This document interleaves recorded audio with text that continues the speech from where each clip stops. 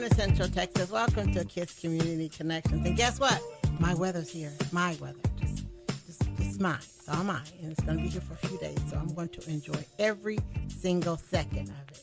I'm loving it.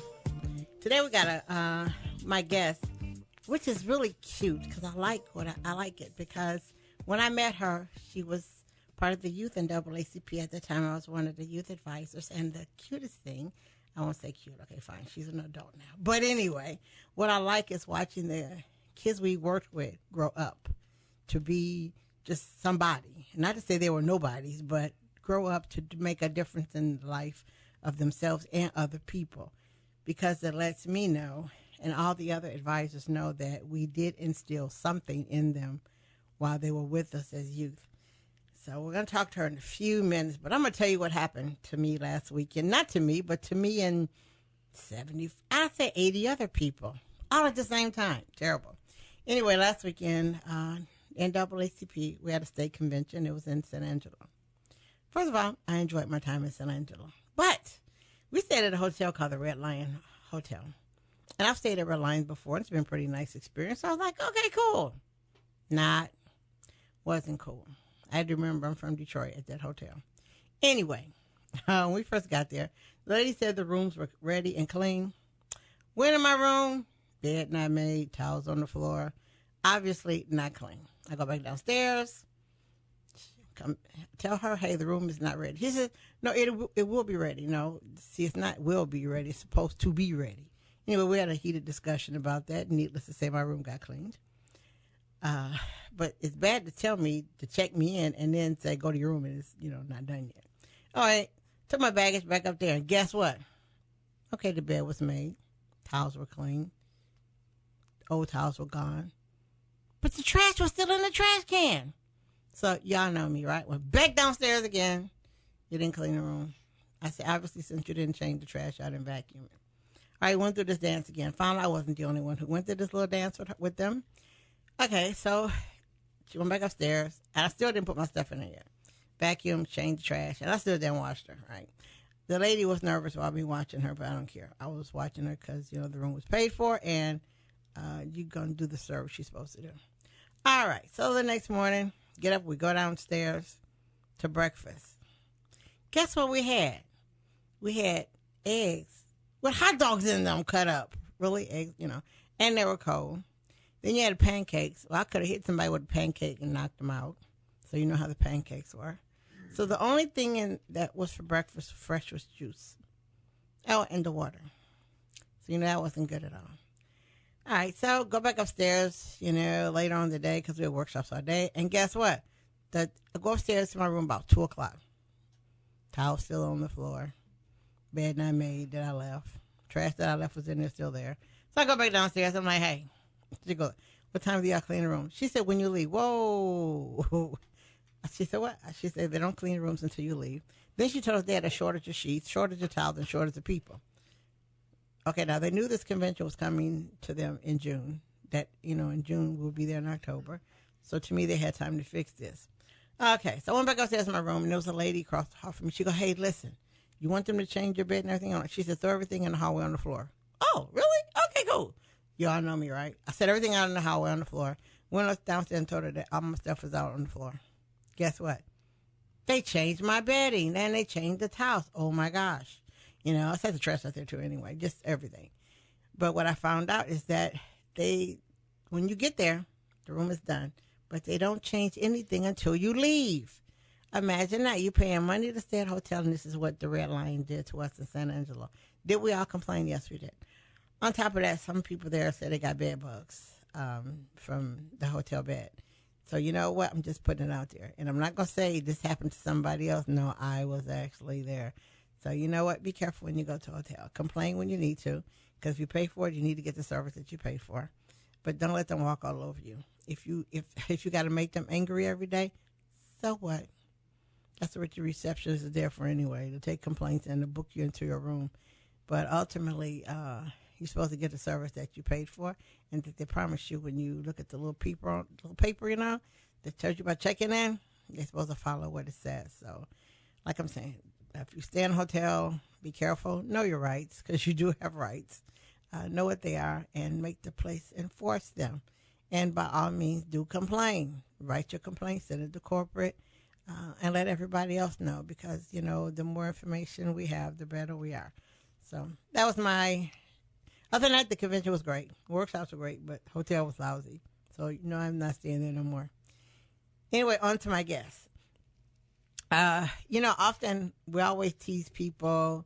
We do, you know, people come in with these fluctuating moods, you know, and we'll attribute to a whole bunch of things. They crazy, whatever, but we never take it seriously. We really don't. We really, really don't. We take people with fluctuating moods as something wrong with her. She go take her meds. He needs to do this, but we never realize that it's actually it actually can be a serious issue. We don't realize that people with bipolar have the same thing. They have mood swings. They have, you know, there one time when they go, "Hey, how you doing?" Next minute they got a knife stabbing you. You're like, "What the heck happened here?" Well, those are also mood disorders. And a lot of people have mood disorders, but like I said, we discount them by laughing, by making jokes. When we do, you know, we'll say so-and-so down, she moody every day, without realizing she might have an illness that's causing her to be moody every day. You know, something could trigger it. And what triggers it, no one knows. If science knew, they'd fix it, but they don't really know. They can't pinpoint it. You know, you'll see, I know, I work with special needs kids. Little girls come in every morning. And if her hair was neat, she was cool. If her hair was like crazy, I'm like, oh my God, she's had one of those days. And she surely did. She did. You know, you find people you can work with every day, and you say hello to them, and they go, you know, and later on in the day, hi, how are you? You know, and you say they're crazy. Well, no, it could still be mood disorders that they have. You know, and I say a lot of people have them. Some people just don't get it diagnosed because they think they think it's them and something else is wrong with them, without realizing that it's actually an illness. Men, 10 to 1, when they have mood disorders, they do the worst thing. They'll drink them away. It really doesn't help. I'm sorry. It doesn't work at all. Women tend to hide and just don't say nothing at all about it, because the last thing you want to be, some people, I'll say some people, you don't want to be diagnosed with having a mood disorder. But we need to understand that that's one of the many things that we as a people sweep under the carpet. You know, we take domestic violence, we lift the carpet, sweep it down. We take child sex trafficking, we lift the carpet, sweep it in there too. You know, we take mood disorders, we lift the carpet, slip it in until we fall over it. Once we fall over the carpet, we go, oh my gosh, what happened? You know, well, by the time that happens, it's too late. And I don't mean too late to save the person. It's too late because too many people are affected by it. And like I said, we keep lifting the carpet, sweeping it under there, hoping that, you know, the dust goes away, but it doesn't. It builds a mountain. So good morning, Tanya. How you doing? Good morning. Incidentally, she claims she's nervous. I don't know why. I told her no one could see her. I told her we could all sit here in pajamas and nobody would know. Good morning. I'm doing great. So we're talking about mood disorders. Why are we talking about mood disorders, first of all? It's very important. The prevalence of mood disorders is very common. It's very common in our area. I would tell anyone you want to look at local statistics. The statistics of mental illness, you want to check it out at cdc.org or NAMI, NAMI.org, and see the statistics on that. But as you know, being in an area that is a military town, you have a lot of veterans. You have people who have relocated because of some type of catastrophe. It's just there's a lot of people here that are diagnosed with mental illness for many reasons. I mean, death, displacement, divorce, you name it. A lot of traumatic events that have taken place. And sometimes, too, mental illness can be something that's acquired through genetics. But there is a need to talk about it. I always kind of jokingly say, but it's serious. You see a lot of people riding around with DV tags, and you look at them and they're okay, but nobody wants to have the discussion of what's happening behind closed doors. They want to wait till it's too late. We see something in the news about things that you mentioned, like domestic violence, substance abuse, and just other things. But it's personal for me, too. That's why I want to talk about it. I have been diagnosed with bipolar depression 1, which is a mood disorder. And I want people to know that you can function with a mood disorder. You can function just like any other adult, but it does require some discipline. With me being, I've raised one child. My daughter is grown and in college, and then I have a 6-year-old. I do have a great family support, my mom and dad, and a couple of close friends who are aware. But my primary caregivers, when I'm in a crisis, that would be my mother and my father. And they'll take care of me and the kids until I'm able to adjust myself or live like I normally live, maintain my own household and the kids. But like I said, mood disorders is a something that's personally close to me, and that I want to come forward to talk to now that I am in a state of well-being. But the discipline I'm speaking about that I have to is I have to stay on my meds. I have a sleep routine. I have to eat healthy, a lot of fruits and vegetables, water. I have to exercise. I go to counseling. I keep my medical appointments. Those type of things are the things that keep me healthy. When did you find out you had a mood disorder? I found out I had a mood disorder. Let's see, my son was born 6 years ago. I found out 5 years ago. And for a long time, I've had this mood disorder for a long time. It's what I've discovered with my counselors and medical team. It's just that I was undiagnosed. I would say reaching back as far as my late 20s is when I actually started showing the signs. And usually usually most people with mood disorders are diagnosed around that time in early adulthood. But I went undiagnosed and went through a series of depression and manic behavior throughout my late 20s and definitely through my 30s.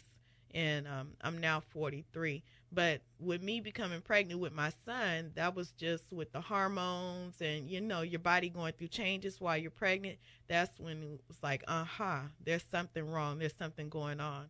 But before then, I had been compensating with the doctors say intellectually. I was able to cope.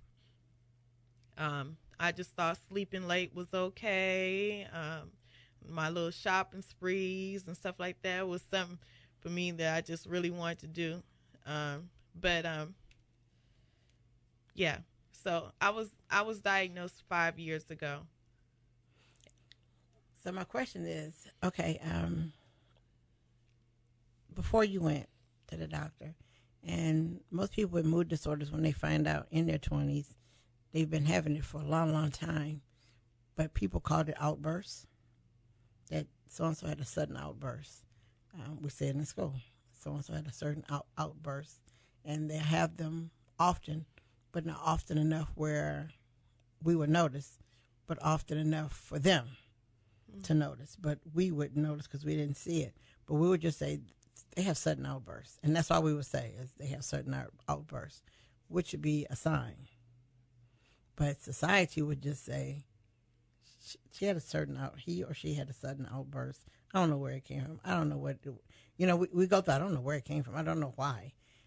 And you'll say it about a person without knowing that person might have an issue, or without knowing that you need to talk to that person, and that the certain outbursts are more than just a sudden outburst, but we'll say it and leave it alone and walk away. So how would we talk to somebody to say we think they need help? I mean, you can't just say, hey, you need to go to the doctor because you keep having these things. It's not always the outburst. Like for me, it was I was really depressed. I was doing things like sleeping late, oversleeping, not going into work, not eating correctly. Usually, there's some of the signs and symptoms that you stop doing the activities of daily living, like taking care of your personal care, also sleeping. I said not sleeping enough or sleeping too much, eating eating problems, like eating too much or too little. It could be a change in the things that you're interested in. You no longer show interest in. Like for me, I like community service. I kind of withdrew and isolated myself. I isolated myself from friends, family, and the community. Yeah, I mean, again, I would refer you back to look at some of these signs at NAMI or CDC's website, so you'll know. Generally, people with mood disorders or people with mental illness, they don't want to go. It's usually somebody that's close to them, a friend or a relative that can pick up, oh, okay, there's something wrong, and bring it to their attention. If you think somebody is in a crisis and they're unwilling to get help, you can't force them. You can't force them to try to get help. But if it's an outburst, maybe they're acting out and they're a danger to themselves or somebody else, you can call the police. Like KPD, they have trained officers who deal with mental health issues, and usually I think it's the homeless team that'll come out. Kyle Moore, I know of him and some other police officers who are trained to do it. You just need to mention when you call the 911 that this is a crisis situation and is mental illness is the issue, so they'll know who to send out. Also, if you can and the person is willing to go, like there have been times when I was in a crisis where my parents never did have to call the police, but I went to the ER. And for you go to the ER, it's Sky and White or Metroplex Pavilion. Metroplex Pavilion right here in our city, in Killeen. You can go there and go through the ER, and in the ER they do an evaluation and they decide whether or not they want to keep you for inpatient care. What, like to test you, overnight stay and everything? Well, not an overnight stay. Usually, if they keep you, you'll be there anywhere about a week, okay, or sometimes longer. You know, sometimes people get court orders too. So, when you recognize that you're in trouble, how far are you in trouble? Not trouble, but how far are you in distress before you actually realize that, okay, wait a minute, hold on, this is not an everyday thing. This is not me every day. When do you know?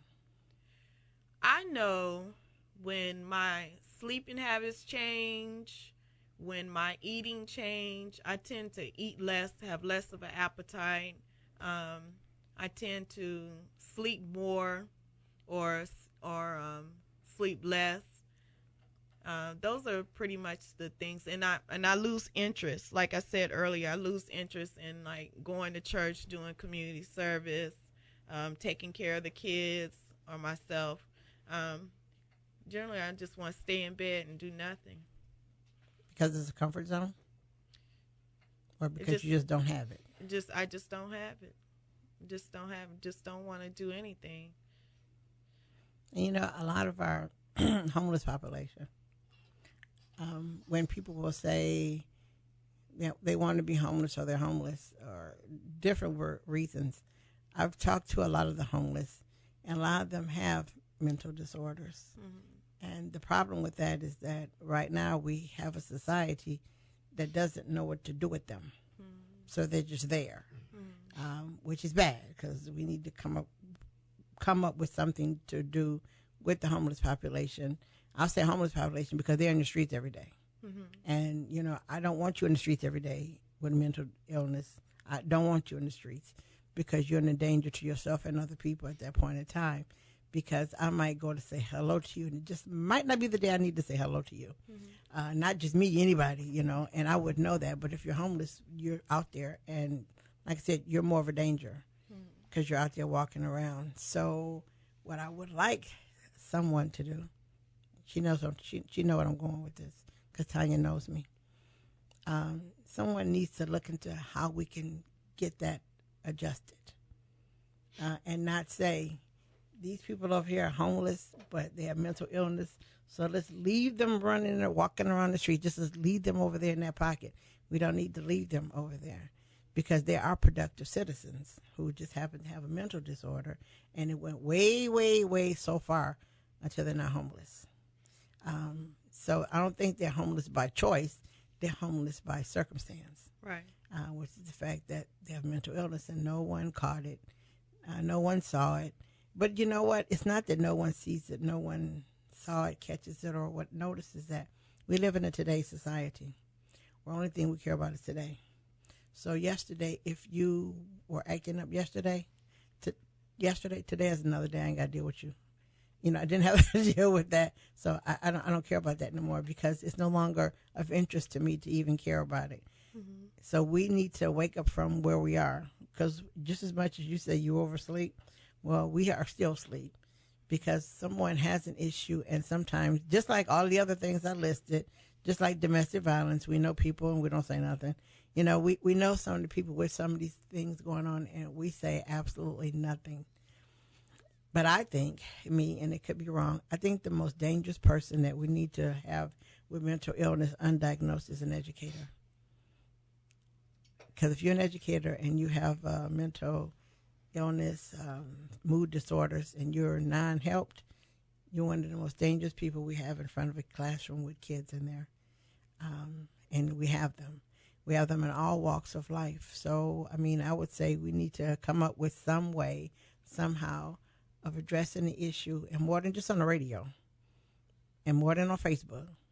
I'm not down at either one because I have radio, but we need to find all avenues because you know what? Sometimes I can catch you on the radio and I got you. Sometimes it takes radio and Facebook together. Sometimes it takes radio, Facebook, newspaper, and workshops. It takes all those things together sometimes to reach because we all have different ways of intaking information. I can sit here and talk to you and I go, I got it. You know, and I'll say for you, I've been knowing you for a long time. Now, what I have noticed, and it never connected with me, was I would see you appear and disappear. Yeah. I would. Yeah. I would see you at one point, and you and my daughter knew each other when you all were both youth. And, you know, I would tell her, hey, I saw Tanya. Yeah. What was she doing? And I'll say, whatever. And then you drop off. I'm like, well, and I would always tell, so where is she? I don't know. Okay, fine. I'll find her later. I'll say, I'll find her later. And then you would reappear, and we'll talk, and you say, I'm doing this, and I'll be like, okay, cool. Then all of a sudden you would disappear. I'm like, this girl's the most disappearingest child I've ever seen in my life. Missing in action. I would. Mm-hmm. You know, I did. And I guess I'll say I was guilty of it because I would say, she just disappeared. Mm-hmm. This child keep disappearing. What is she doing? Mm-hmm. You know, and Fonda would always say, she said, well, you know, some people do that. She go, mm-hmm. Now my daughter in the medical field, she just said some people do that. Mm-hmm. But they hadn't talked. So I gather if they had talked more, my daughter would have found out most likely because she is in the medical field. Mm-hmm. She would have realized it, but I never thought of that. I only thought because I knew you as a teenager. So I knew you as a teenager. So in my head, you never grew up because you didn't. You didn't. You dropped off. So I should have, and I'll say me and probably other people too, should have been reaching out to your mother. 'Cause I know your mother. Reaching out and saying, hey, where's she at? What's she doing? Why she keep dropping in and out? But, you know, I'm the first one. I would say, wait, so what you doing? Well, and I would always, so what are you doing? Because I always wanted to know, but I never took that next step to find out anything else. Mm-hmm. And so I would say some of this is my fault because I never reached out to say, hey, so why you keep doing these things? Why do you keep dropping in and out? And I just figure, okay, you're a young person and y'all do these things. You know, to me, I'm like, you're young. Y'all do these things. Mm-hmm. Y'all work on the left today and the right tomorrow and then nowhere either. And I say, so with me, it would be, she's one of those young people who has not figured out what she's going to do. She hasn't found herself a higher. I don't know how people lose themselves either because you can't lose yourself because you're still yourself. But anyway, I would say she hasn't found her way yet. So whenever she finds her way, she'll come back.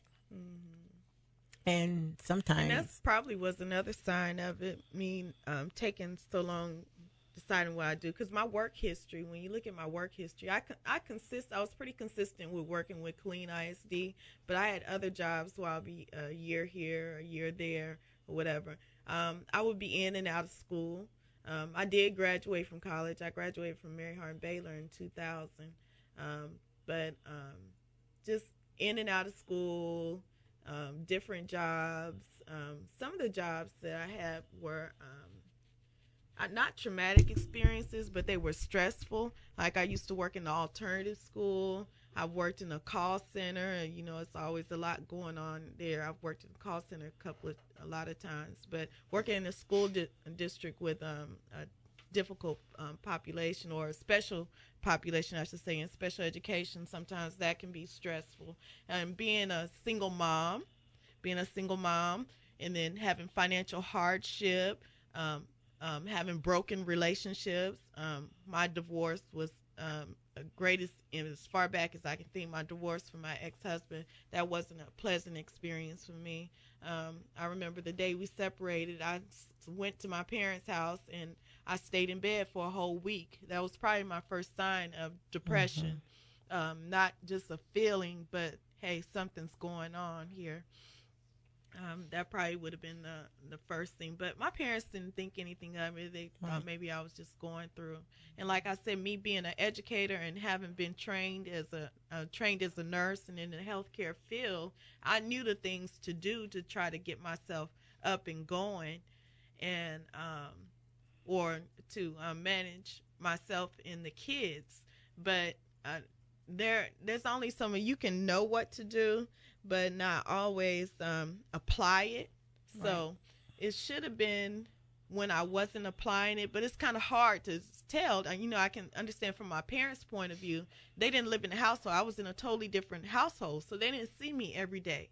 And then I lived in that house by myself, so I was the only adult. So days when I wouldn't get out of bed, it's not like somebody come knock on your door and say, what are you doing? I'm minding my business. And just so happened my business I wasn't really minding my business. Nobody was checking on me because they were doing their own thing, and they assumed that all is well, especially if the children aren't acting out or not doing, anything out of the ordinary. Because I would get up and take my daughter to school and come back home and get right in bed. Or either I'll call into work. I never got into substance abuse, but I talked a little bit, and I've talked a lot about my depression, but times when I was manic, or what would be considered manic, I'll be on shopping sprees, sexually active, some other things. Those are two of the biggest things to me. Talking a lot. You can, if you have a conversation with me, I'll be very talkative, and it's not just talking like continuously talking, but I will be talking at a fast pace. I was just thinking here, I need to give some examples and some signs and symptoms that you can look for with mental illness. So if I could, Go ahead. Examples or signs and symptoms that you might see. A person might be feeling sad or down, confused thinking, reduced ability to concentrate, excessive fear, worries, or extreme feelings of guilt, extreme mood changes, highs and lows, withdrawal from friends and activities, significant tiredness, low energy, or problems sleeping, detachment from reality, delusions, paranoia, hallucinations, inability to cope with daily problems or stress, trouble understanding and relating to situations and to people, problems with alcohol or drug use, major changes in eating habits, sex drive changes, excessive anger, hostility or violence, and suicidal thinking. And I need to say that maybe 1 in 5, statistics show, I will point out, 1 in 5 adults will experience some type of mental illness during their lifetime. That's one of the statistics that's out there. Other groups that have a high incidence of mental illness would be minorities, African Americans, Hispanics, people who are the gay population, bisexual, gay, queer, LGBTQIA. Yes. Incidentally, they can't have more letters in the alphabet. Right. Okay, I'm gonna leave that alone.